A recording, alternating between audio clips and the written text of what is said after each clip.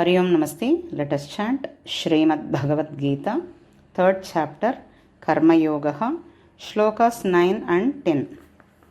Yajñārthat karmanonyatra lokoyam karma bandhanaha tadartham karma kaunteya mukta sangas samachara sahayajñāః prajas srishtva purovacha prajapatihi అనేన ప్రసవిష్యధ్వం ఏషవోస్త్విష్టకామధుక్ యజ్ఞార్థాత్ కర్మణోన్యత్ర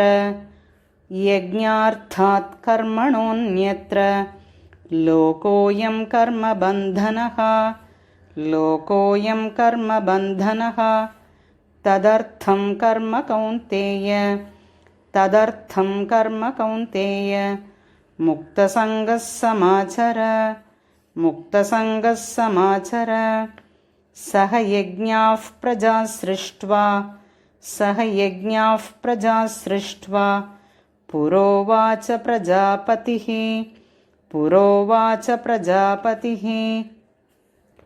అనేన